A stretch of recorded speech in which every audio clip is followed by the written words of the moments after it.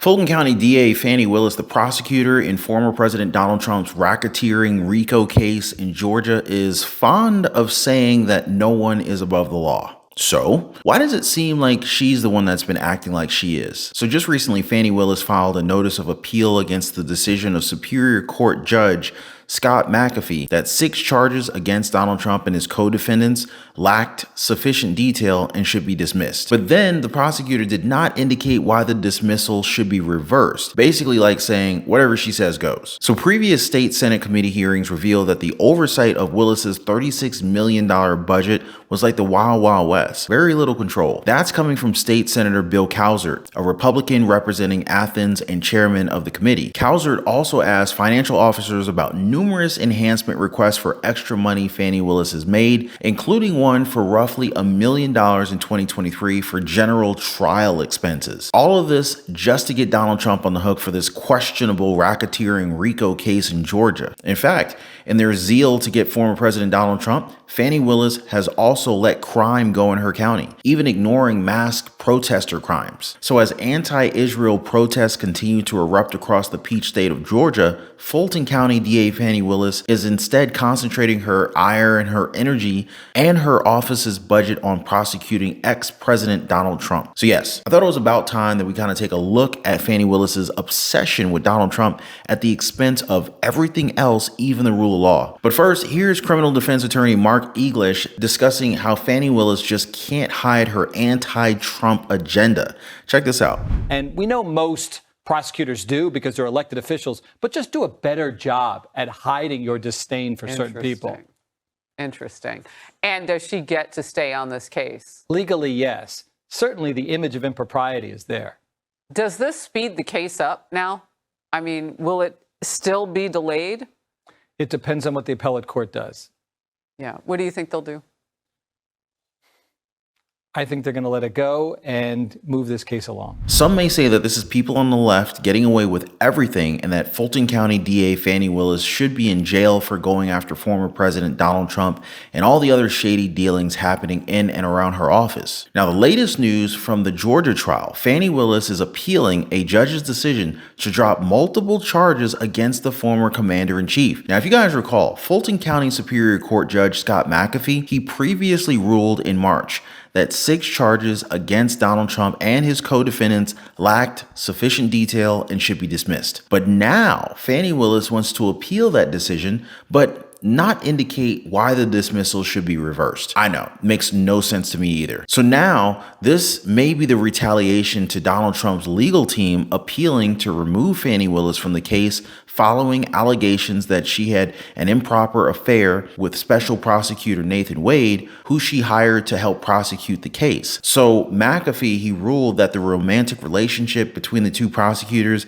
did not necessarily compromise the entire integrity of the trial, though a Georgia appeals court has agreed to hear an appeal on this decision. But hey, in Fani Willis's own words, there is no one above the law in this country, nor is there anyone beneath it. And it sure does look like she's getting exactly that, as Georgia's GOP-controlled Senate voted in January to form a special committee to investigate Fani Willis amid the revelations of her romantic affair with Nathan Wade. Needless to say, what they've uncovered so far about Fani Willis's office, it's definitely raising some eyebrows. For one, previous state Senate committee hearings have revealed that oversight of Fani Willis's $36 million budget was like the Wild Wild West. Very, very little control. And this is according to State Senator Bill Cowsert, a Republican representing Athens and chairman of the committee. At the hearing, Fulton County Commissioner Rob Pitts and Fulton County Chief Financial Officer Sharon Whitmore, they both testified that Fani Willis has broad discretion over those taxpayer dollars, including whether to hire a special prosecutor and how much they should be paid. So Pitts also testified that Willis did not have to get any prior approval for hiring an independent special counsel to assist with her activities, meaning that the decision to get her former lover Nathan Wade that position, a position that many say he was totally unqualified for, was Fani Willis alone's idea, and she needed no one's approval. Now, I know Fani Willis just won her primary election against her Democratic opponent Christian Wise Smith, but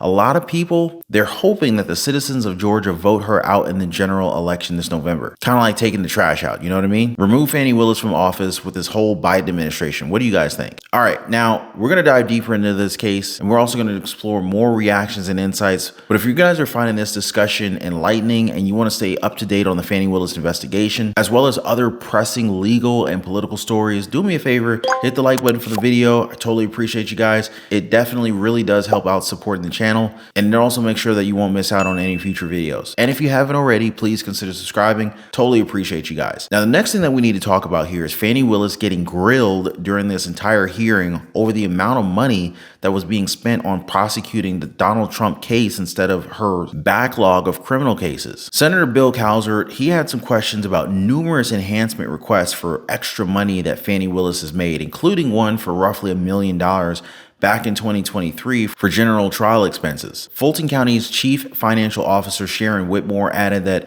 this was a lump sum request and it wasn't broken down into specific details about where the money should go. Cowsert was concerned about how loose things seemed to be in terms of oversight in Fani Willis's office. In other words, he was trying to get a feeling for exactly how much oversight that there was in the office, and added that it sounds like it's very loose as far as employment practices and expenditures for independent contractors. He pointed out that spending on independent contractors and employment practices didn't seem very tightly controlled. And so this seemed especially relevant to his reference to Nathan Wade, who was brought in as a prosecutor for the county's major election fraud case against Donald Trump and 18 others. Now, when asked if the county had approved Fani Willis's decision to hire Nathan Wade, Fulton County Commissioner Rob Pitts made it very clear that those calls are solely the prerogative of the district attorney, and that they don't need to even get into that sort of detail. And well, Willis, she didn't ask for the commission's approval before using these funds to hire Wade and 2 other special prosecutors for the election interference case. Now, according to Whitmore, the Board of Commissioners has no oversight over the district attorney. Whitmore did add that the county commission does review and approve the DA's general fund budget every year. However,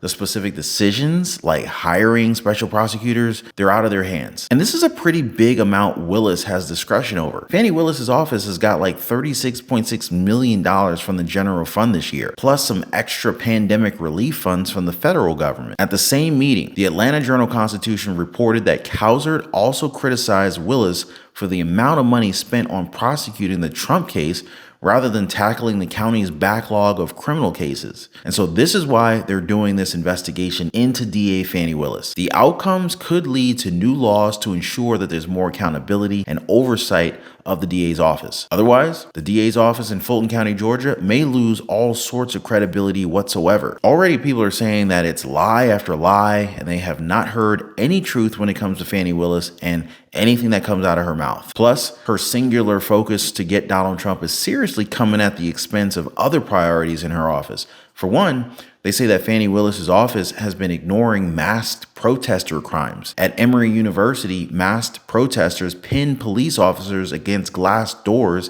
at the Candler School of Theology and then threw projectiles at them. At Georgia State University, protesters called police pathetic and pigs and even likened them to the Ku Klux Klan. About 50 masked protesters occupied GSU's Hurt Park while police stood by and observed them. Now, while a lot of people were worried that the anti-Israel protests could turn violent and hurt people, sure does look like Fulton County's prosecutors have their eyes set on something else. So instead of going after the protesters who might be taking a page from the Klan's playbook, they're channeling all that law enforcement energy and considerable taxpayer resources into prosecuting Trump instead. Fani Willis is on this with a lot of gusto, to say the least. Since 2021, she has convened a special grand jury, sent out target letters, and even heard testimony from 75 witnesses. Even when a grand jury clearly stated that there was no widespread fraud that took place in Georgia's 2020 presidential election, Fani Willis didn't just let it be. Instead, she got another grand jury going and brought charges against Trump and 18 co-defendants. The spending on Fani Willis's prosecution is on another level. Before she even started, federal special counsels had already dropped about $13 million of taxpayer money investigating Trump. Willis has gone way beyond that. She brought in her partner, special prosecutor Nathan Wade, along with 2 other lawyers to take on Trump. She's also been asking for more money for general trial costs and has spent some on legal fees case concerning her relationship with Wade,